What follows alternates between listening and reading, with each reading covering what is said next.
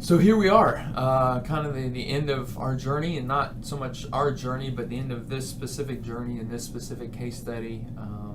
And this section I want to title Personal Evaluation. So if you remember, part of this was my original contract. So Block, one of the things he recommends is, in that original contract, spell out that in the last stage of that, he's got a neat little checklist you can print out from his website.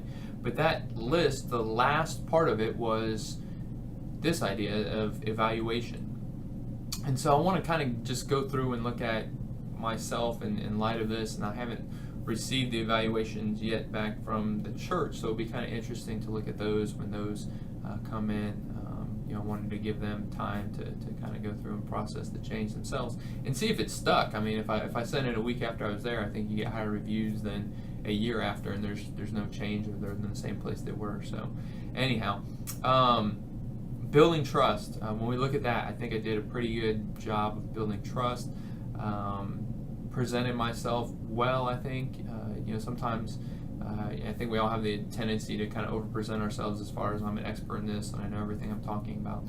But I was able to kind of have confidence in, hey, here's my area of expertise, here's kind of my personal experience. I'm pretty passionate about this. I'd like to see this happen for you guys because it's more of a kingdom of God thing that I'm excited about. So that stage went well, I think. The handling resistance went well. There was a temptation to kind of dive into more problems than what the contract outlined, right? So you get in there and you see these different things and you're like, ooh, you guys could change this and not, I guess like a builder, if he goes to someone else's house and is like, oh, look what they, the tiles laid at a different angle that I would have changed, or the baseboard's off, or they use this angle cut and they should have used this angle cut. So I think some of that was a temptation for me. So I went in and the outline, the boundaries that I set up. Hey, we're talking about church governance. We're not talking about the worship. We're not talking about how you guys handle the offering on a Sunday morning, which was atrocious, but totally different story. So we're talking about church governance, specifically the board and the issues that they were having. And so I don't know if that would be a problem every time, but there's that temptation to do that. The handling resistance, besides that, I think went well. I didn't, the two people that I ran into that had issues with not so much me, but the change, and part of that is this consultant bringing in the change, they seemed pretty good afterwards, and the board ended up kind of unanimously proposing these bylaw changes. So I felt like, I guess I handled the resistance okay. It wasn't fun at the time though. So that's an important lesson from the Bible, book of Hebrews. You can go through and read about that. I think it's chapter 12 there. The data collection was actually pretty easy. So I was brought in for a specific purpose, sat down with the board, kind of got their group interaction, took notes, interviewed other board members individually, either on purpose in person or via the phone. So I was able to interview them.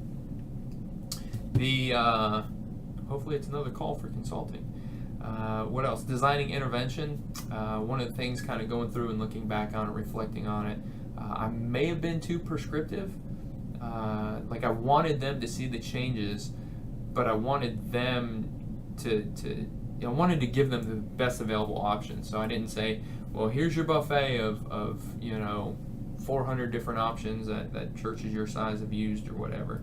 But I did want to be prescriptive enough that I felt like I was helping them, equipping them. So I think there's probably a fine line there between like, this is what you need to do and this is the best way. I felt, hey, there's, that I had 6 different recommended changes. These 3 are pretty important. These are different options you can take on them. These are kind of optional, but for something for you to think about. And maybe you want to come in and do kind of one sweeping change. Maybe you want to gradually look at these and explore them a little more often. So smaller church, I think you can get away with making some larger changes all at once. But anyhow, that, like I said, kind of evaluating myself, maybe a little too prescriptive there. Last thing, I felt, talking about as a whole and designing the change and implementing the change, coming alongside of them to make the change, I felt like I did help, that I helped in the small smaller board meeting, I helped in the individuals that I talked to and kind of them to process that. And I didn't need to help in a large meeting. They said I didn't need you, so that was good. And I felt like I fulfilled my calling. And so, part of that and part of this, this video journey and diaries and all that as a whole has been giving myself permission to be in the middle of a journey, to be in process, right? So to me, I'm a perfectionist and I want to let's be an expert first and then I'll go in and start this consulting gig or whatever. But you learn from these guys that, hey, every adult, that there's the opportunity to change, there's the opportunity to grow, there's scientific research behind it that says, hey, you can adapt, you can change, you can move levels, you can develop. And so for me, part of it has been the ability to say, hey, I'm on a journey, hey, I'm in process. Like I said, I have these kind of perfectionistic tendencies. I mispronounce that, I want to go through and redo this whole video or edit it out or whatever. But hey, we're in process and we're doing it together. Bellman, one of the interesting quotes that I wrote, this is from Bellman, page 59, you're still trying to figure out who you are, right? Well, you think at some point in your life you figure out who you are, but not really.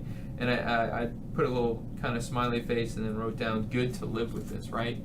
So I think that's the tendency, whether it's in our profession or whether it's in our spiritual lives, that we think, hey, there'll be some point of attainment, right? That I'll do X, Y, and Z, and then all of a sudden I'll be there, I've arrived. But that's not the case, and it's still, I'm trying to embrace that concept that, hey, I'm on a journey, I'm in process, and that's okay. The other thing I liked about Bellman was just his idea of, we talk about me feeling good at the end of this and evaluating this specific case study, is that I felt like I fulfilled my calling. And he says, bringing who you are to what you do. And that's me, that God's made me unique. He's gifted me in different ways, given me different experiences, and I was able to bring me into the situation to help out this church. So that's my interest as far as equipping others to better serve Christ and better serve the church that he died for. And that's one of my big things. And I felt like I was able to do that. For me, faithfulness is a big goal to reach for. Or attribute to focus on. Some of that comes from my big fan of Dietrich Bonhoeffer and the Bible in general that talks about faithfulness. But he in talking about this, he goes through and applies it to the church, to the community. And he says, the church does not need brilliant personalities, but faithful servants of Jesus and the brethren. And so for me, I don't want to be a brilliant hotshot consultant. I want to be faithful to what God's called me to do. And some of that serving here at my local church in LaGrange, Georgia, and if I can serve churches in Alabama, over in Auburn, 20 minutes away, then fantastic. And if I can serve churches across the country, fantastic. But I want to be able to be obedient, to be faithful to what God's called me to. For me, another thing when we look at personal evaluation for this has been it's built confidence, a little bit just being able to go out there and do it. And there's that line between confidence and ego. And for me, it's a confidence in God that's given me a mission, given me a message. And I tend to when I receive feedback and even, perfectionistic. If I get a feedback on my personal evaluations and it's 9.0 or 9.5, I'm always like, well, why is it not a 10? So when I get the evaluations back from this church, I'll be interested in that and just not questioning myself when constructive criticism comes in. And Block does he's also one to kind of go through and mention that as far as there's this struggle between being ourselves and conforming to expectations. So, hey, other consultants did it this way. Oh, okay, well, if you'd like me to do it that way, we could talk about that. Or I don't think that approach is right because this is what I'm more comfortable with. And a lot of that happens up front, right? That you want to be honest and transparent and reveal yourself for who you are and kind of your philosophy behind your role as a consultant. And in this case, that went well. It was a good experience. And so I hope you've enjoyed the journey as much as I've enjoyed the journey, and hopefully you've learned something, and hopefully I'll be able to go back and watch these videos 10 years from now and hopefully learn something from them as well. But exciting stuff. So glad that you came along with me on this journey, and wish you well on your own journey. God bless.